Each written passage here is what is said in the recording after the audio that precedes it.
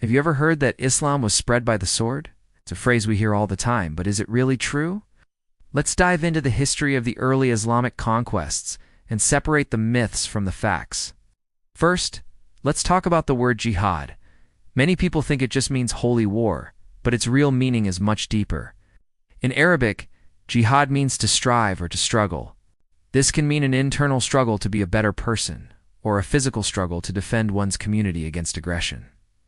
It's not about forcing anyone to convert. In fact, the Quran explicitly says, there is no compulsion in religion. So, what happened during the early Islamic conquests? When Muslim armies did go into battle, they followed a strict code of conduct. These rules of war were laid down by the Prophet Muhammad himself. He commanded his soldiers not to harm women, children, or the elderly.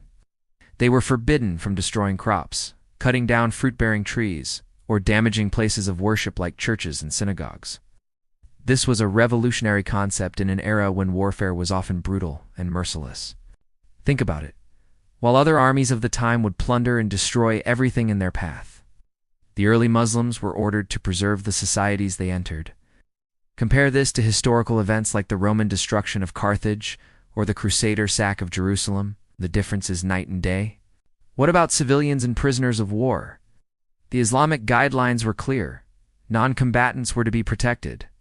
Prisoners of war were to be treated humanely, fed, clothed, and not tortured.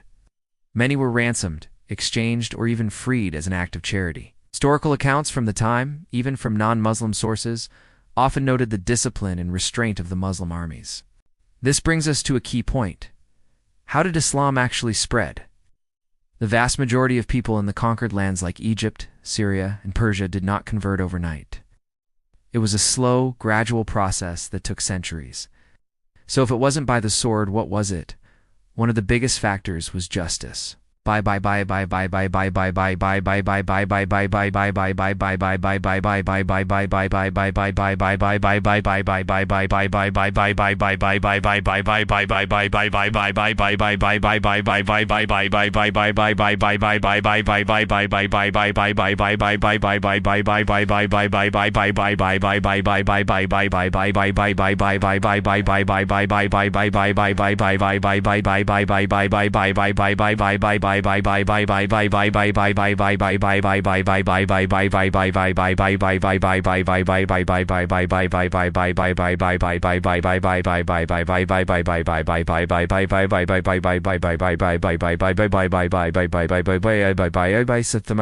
It replaced the often oppressive and heavily taxed regimes of the Byzantine and Sassanid empires. The new administration introduced a fair tax system called the jizya for non-Muslims, which was often lower than the taxes they paid before. In exchange for this tax, non-Muslims, known as dhimmi, had their rights protected, were exempt from military service, and were free to practice their own religion. Their lives, property, and places of worship were all safeguarded under Islamic law. People saw a system that offered security, justice, and religious freedom, and this made Islam an attractive option for many. They saw Muslims living out their faith through honest trade, charity, and fair dealings. The beautiful message of the Quran, emphasizing one God and the equality of all believers, resonated deeply with people from all walks of life. So let's clear up some common myths. Myth number 1. Islam was spread by forcing people to convert at sword point. The truth is, forced conversion is forbidden in Islam. And historical evidence shows a gradual, voluntary process of conversion over centuries. Myth number 2.